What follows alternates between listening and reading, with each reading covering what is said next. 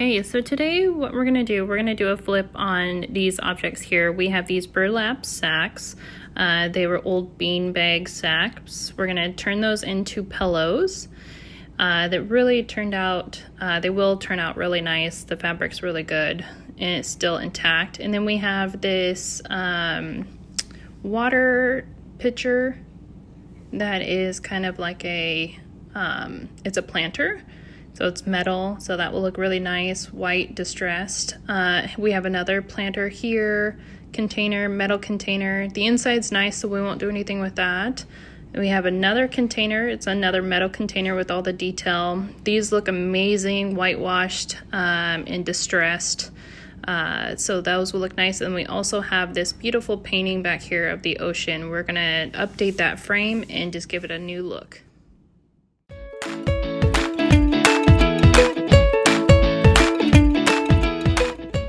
So we're first going to start with the frame. We are just going to be painting the frame a white wash. So it takes about 2, I believe 3 coats to cover this dark brown. So we'll go ahead and do that. We're going to use the Waverly Ivory chalk paint. And then we are also just going to use a paintbrush. And I was thinking about keeping the middle of it brown, that wood brown, but I decided to paint the whole thing black. Since we're going to go ahead and take out the backing of the picture. So just go ahead and remove the back of the picture and remove the picture from the frame.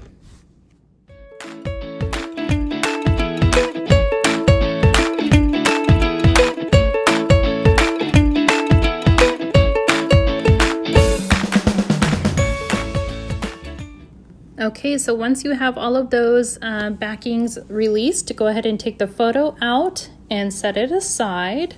And then we will also work on taking off the string as well.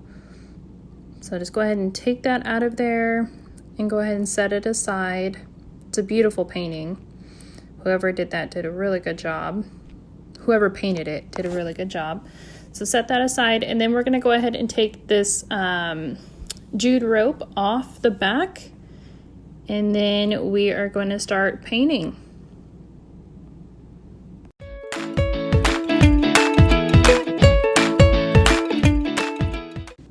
Okay, so once you have the rope off the back, go ahead and grab a sand block. This is a 120 grit sand block. I'm just roughing up the frame so that way the paint adheres better to the frame. So just go ahead and just do a quick little wipe down on that with that, and then take your paintbrush and we'll get started painting with the Waverly Ivory chalk paint. And like I said, it does take about 3 coats, I believe. Make sure you shake it well, and then we can get started on the painting. So just go ahead and make sure that you paint all the sides and the creases of the frame, and we will come back for the next steps.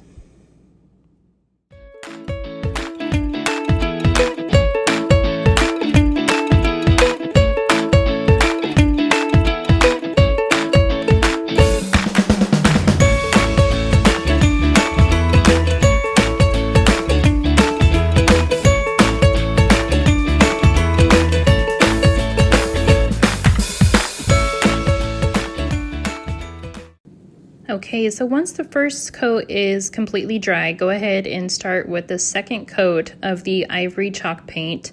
The first coat is just pretty much get it on there to be able to cover it better with the second coat and third coat. So just go ahead and repeat what you did in the first step. Make sure that you get all of the frame sides and the back, and then we will move on to the next step.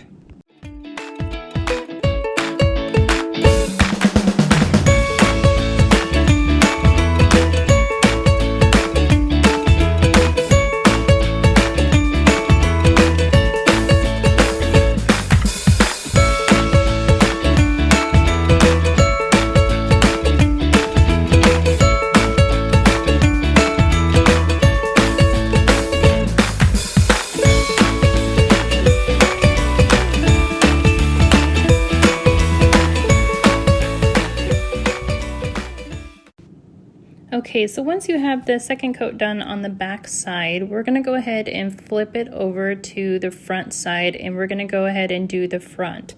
We're going to repeat the process of just painting if you hadn't already scuffed up the front, go ahead and scuff it up with the sand block, just the same way you did the back. And then we're just going to repeat the process of painting the front of the frame with the Waverly Ivory chalk paint. Just go ahead and repeat that, make sure that you're getting into every little crevice, and we will come back for the next step.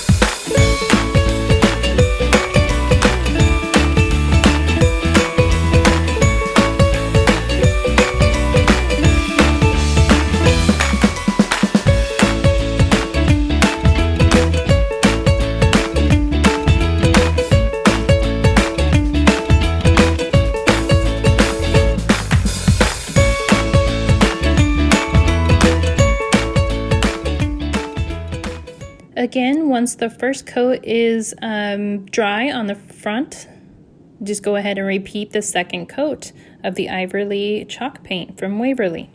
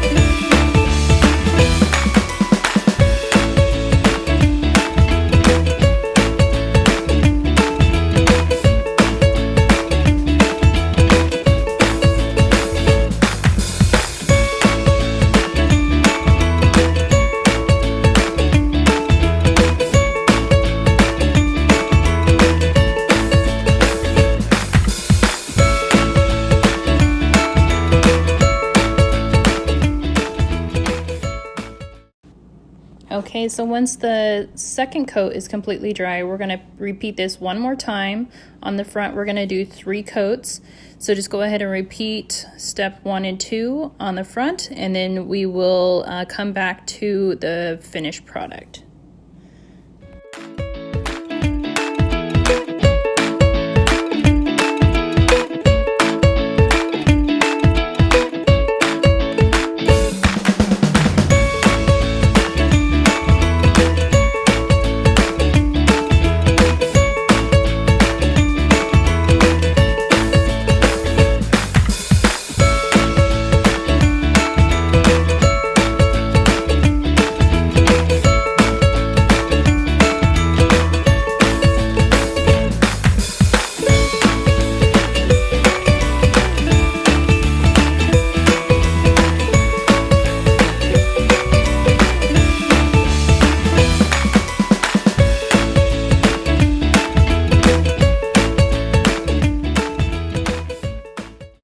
Okay, so when the final coat is completely dry, what we're going to do is, I lost the footage for this, but we're going to take that sand block that we had and just distress the frame on the front as much as you'd like, and then wipe it clean with a clean wash rag, a damp wash rag. And then we're going to go ahead and place the photo back in and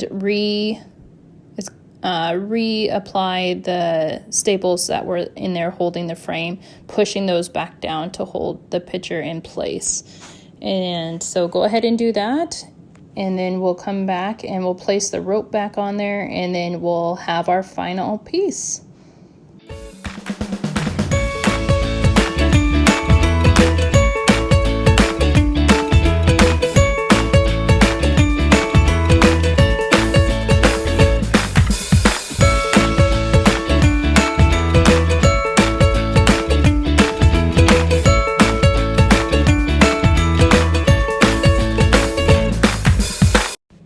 Okay, so our next project is this tin container pot.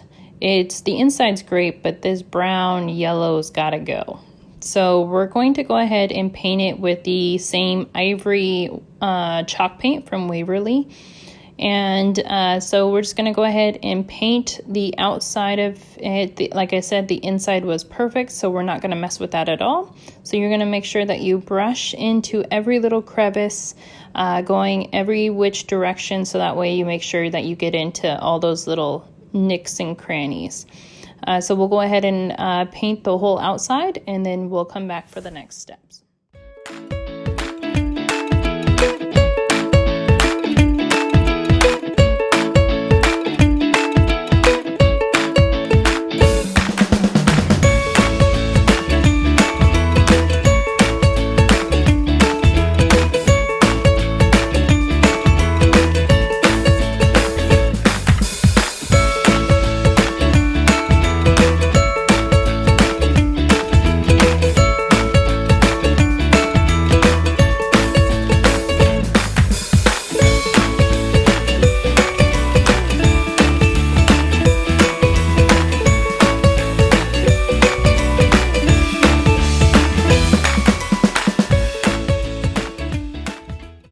Okay, so once the first coat's done, you can see that there's still the yellow that's still showing through. So we're going to go ahead and put another coat on. This is going to be the second coat of the same Ivory Waverly chalk paint. So go ahead and repeat the process that you did in the first step, and then we'll come back to the next steps.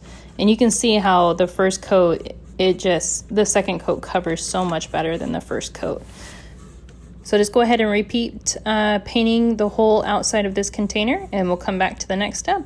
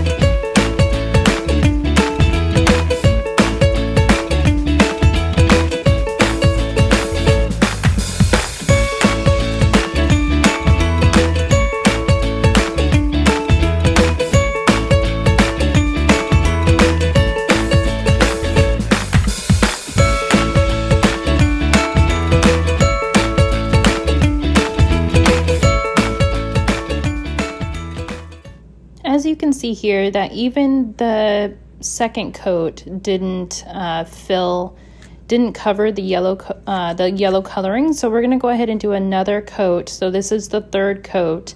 So just repeat the same steps, painting over everything, making sure that you're getting into every little crevice, make sure that you're going up and down and back and forth, just to make sure that we cover all of that yellow.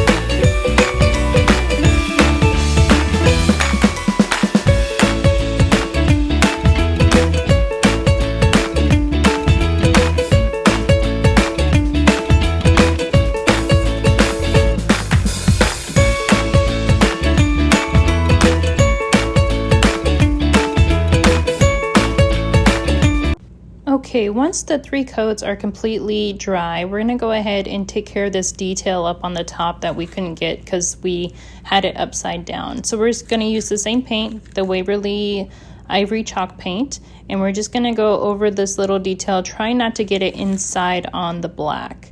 So just do your best. Try not to get it inside. If you do, just take a wet cloth and just wipe it right off. So you're just going to want to go around the whole container, making sure that you get into all of these little crevices, and I will see you at the other side.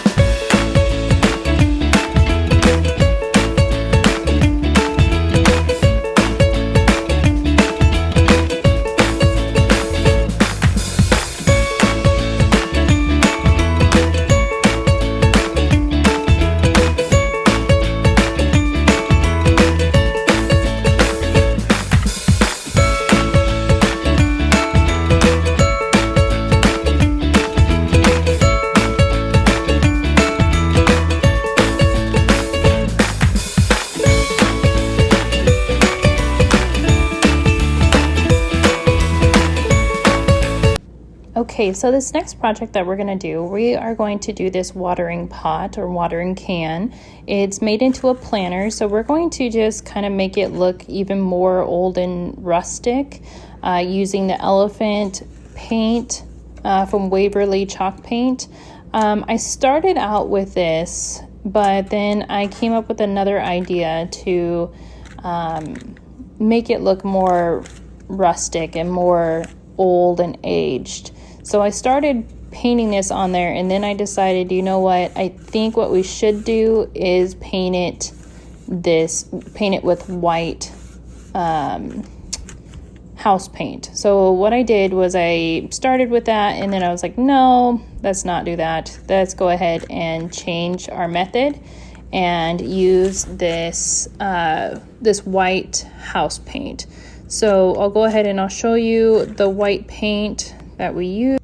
So this is the paint right here that we used. I got it from Walmart. I'll put the link of what it is down below. So just make sure you shake it well before you open it, and then just go ahead and open it however which way you can. I just used a flathead screwdriver to open it. And then we're just gonna go ahead and paint this container white, the whole thing. We are going to leave the inside alone just due to it's going to be a planter and it already looks rustic and old. So we'll go ahead and we'll take our paintbrush and just mix it up a little bit, and then we're going to paint the whole outside this white color. So go ahead and do that, and then we'll move on to the next steps.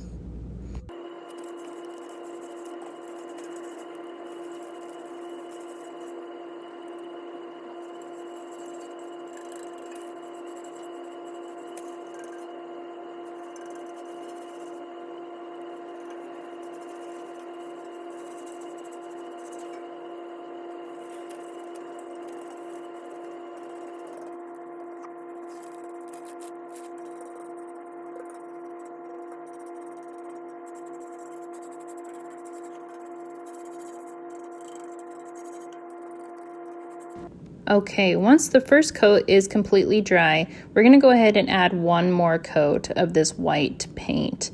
So go ahead and brush that on there. It will give it that ultra cover. I know that we're going to be distressing it, but it will just give it that little bit more pop that we're looking for. So go ahead and cover this, place the second coat on the watering can, and then we'll come back to the next steps.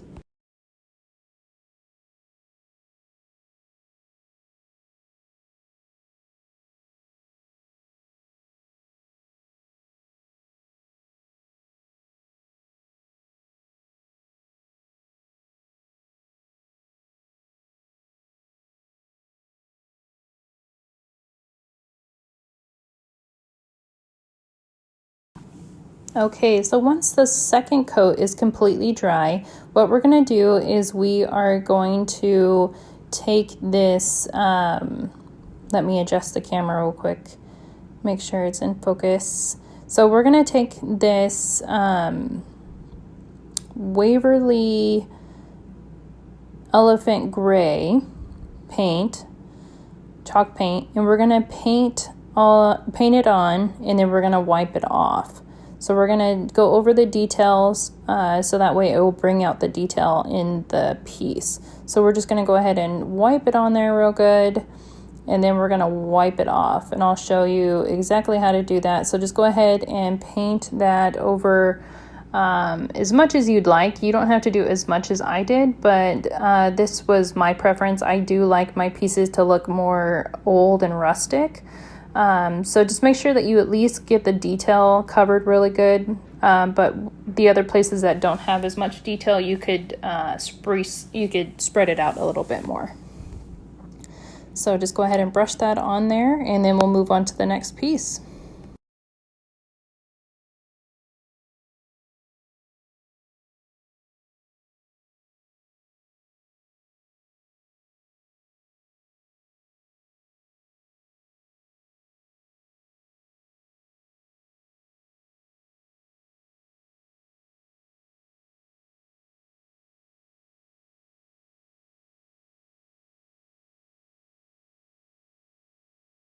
Okay, so once you have that Elephant Waverly chalk paint gray painted on there, just take a wet rag and just wipe off the paint as much as you'd like it to be distressed.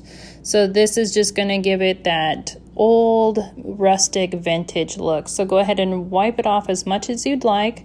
Leave on as much as you'd like. It's totally up to you. This portion of the project is total preference. So however the way that you would like it to look, that's how much you would wipe it off. So this is just an awesome way to make a piece look old and rustic.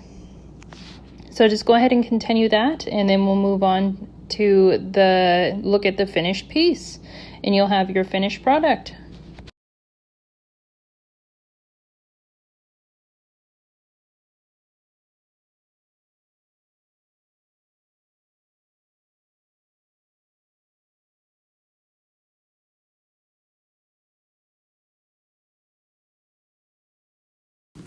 And here's what it looks like when you get done. Some of the paint may rub off, but that just gives it that extra little vintage look.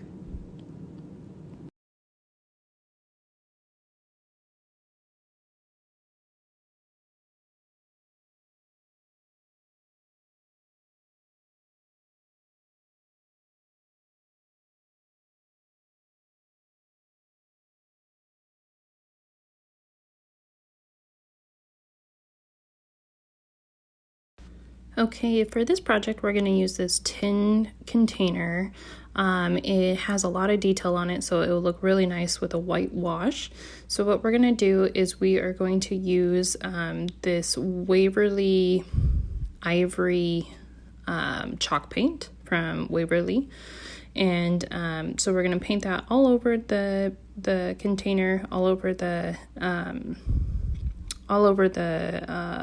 details and everything like that. And then at the end, once it's all finished, we will do a whitewash. So go ahead and take a paintbrush and just paint the whole container, the outside, and then we'll come back for the next steps.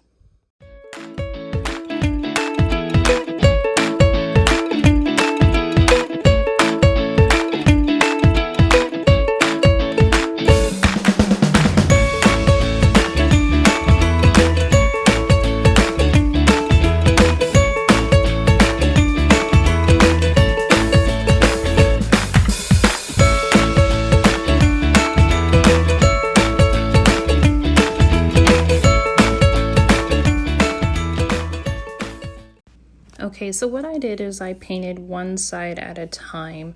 So we're going to go ahead and flip this over, and we're going to repeat step one on the other side. So just go ahead and take your paintbrush and then just apply the paint to the other side of the container. The same ivory chalk paint from Waverly.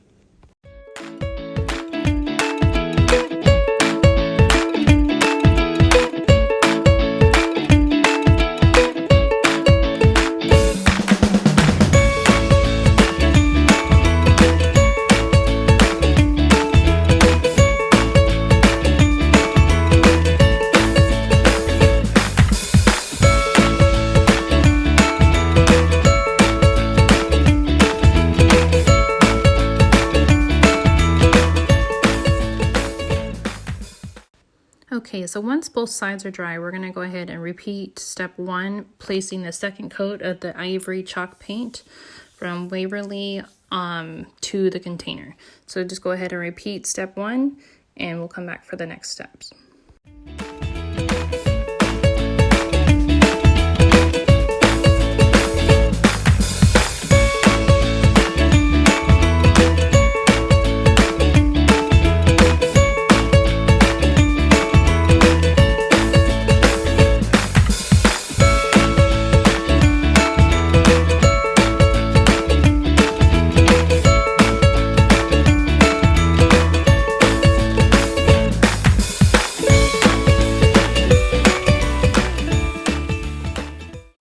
Once the front side is completely dry, we're going to repeat this on the other side. So just go ahead and use the same paint and just place another coat on the outside of the container.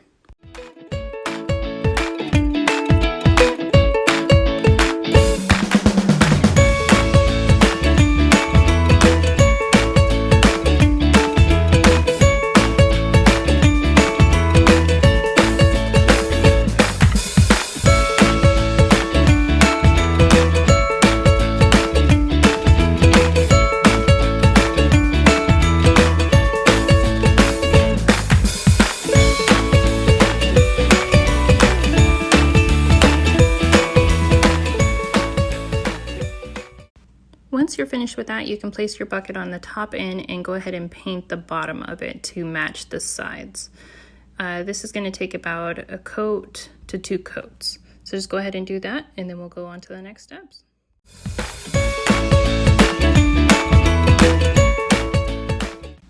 Once you're finished with that, go ahead and take your paintbrush and just touch up any areas that still look like they may need just a little bit more paint.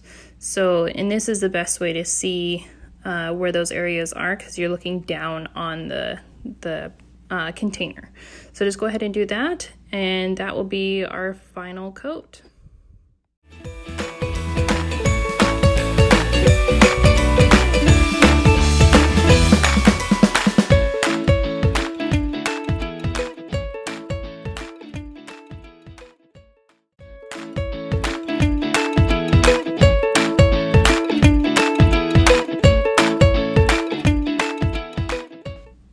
Okay, so once we're finished with that and all the sides are dry, all the paint's dry, what we're going to do is take this sand block, it's 120 grit, and we're just going to brush it over the details to bring out that distressed, rustic, old look to the piece.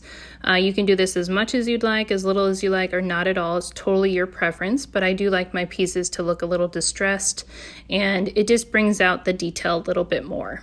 So just go ahead and do that, excuse me, over the whole piece.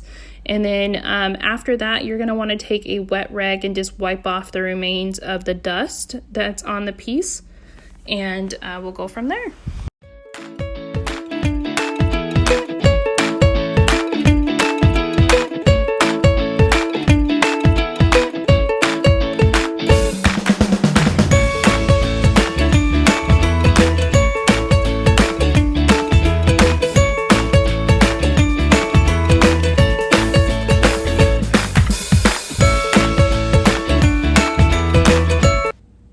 And here is your finished product. I think it turned out just perfect.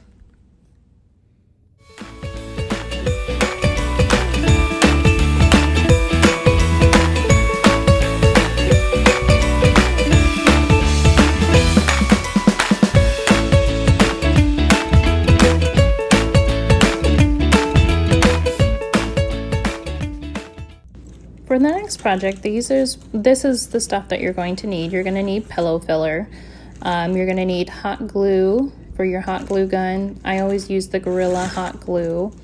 So you're going to need that, a pair of scissors, your Gorilla hot glue sticks, and the stuffing, and of course your burlap sacks. Okay, so this is our final project, and I believe it is my favorite of all 4 of them. So we're going to take this burlap sack and we're going to turn it into a pillow. So what we're going to do is we're going to cut off all this excess piece where it was ripped, and we're just going to turn it and make it into where all the sides are completely even and the fabric is even together. So just go ahead and cut off any excess that you have that isn't usable. And if yours is all usable and you don't have to do this portion, then that's great too. So we'll go ahead and we'll cut this off to make a piece of fabric where everything is aligned, and then we'll move on to the next step. Okay, once you have your fabric cut out the way that you'd like, on this one I have one side that's connected and the 3 other sides are not. So what we're going to do is we're going to use the hot glue and we're going to make a seam to be able to connect these pieces where they come together pretty flawlessly. So just go ahead and place the hot glue on the end and then just fold over that end piece to make that seam, and try to get it as straight as you can across there, pushing it down firmly, and we'll move on to the next piece. So you're going to want to do this on the 3 sides that are not connected.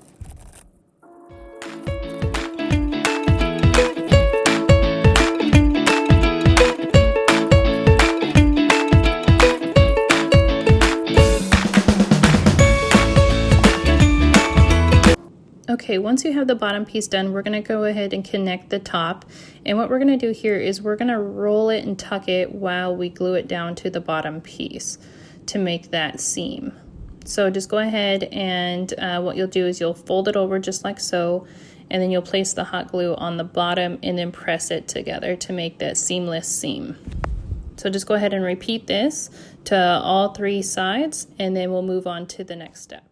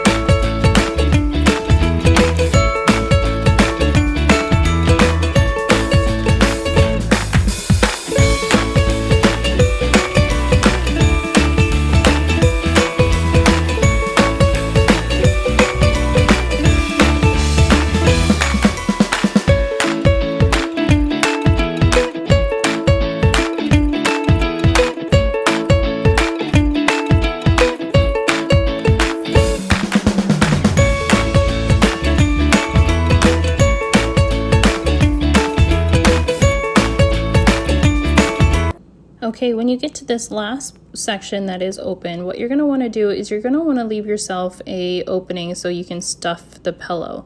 So just continue folding over the bottom piece all the way across, just like you've been doing in your previous steps. And then when you connect the top, you're going to want to leave an opening for you to be able to stuff the pillow.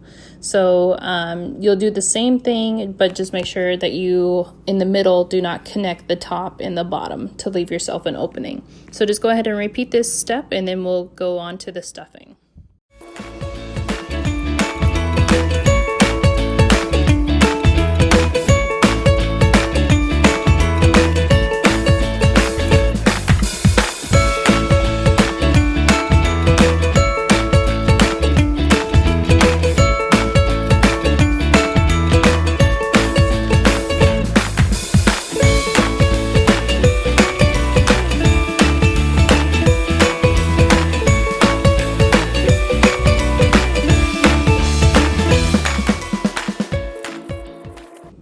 So this is what it's going to look like once you get everything done, all the sides connected. We're going to go ahead and stuff it with some stuffing. So here's the stuffing that we used. I'll put the link down below. And what we're going to do is we're just going to, in that opening that we left, we're going to go ahead and place the stuffing in all 4 corners first, and then fill in the rest of the pillow with the stuffing. But you want to do the corners first, so that way you make sure that you get it at the exact height that you would like it, and then it's easier to stuff the middle to match the sides. So go ahead and stuff the corners and then finish stuffing the pillow to your liking, and then we'll go ahead and we'll move on to the next step of closing the centerpiece that you left open.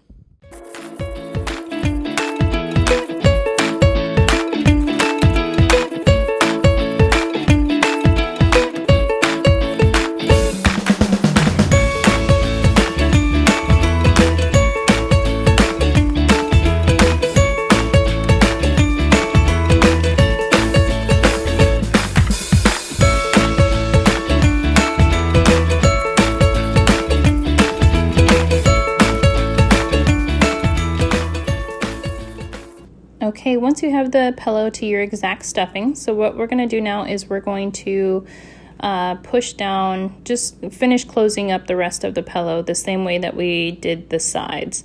So placing the hot glue, tucking that top layer over and connecting the two sides, the two pieces. And make sure that you push down firmly and hold it there for a second so that way the hot glue binds to the material. So if you don't know how to sew, this is a perfect way to be able to make a pillow. So no sewing skills needed here. So just go ahead and finish filling that in, and then we'll have our finished product.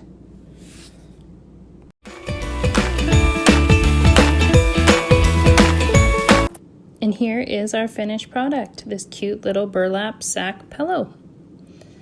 You can flip it over and use it on any side that you'd like.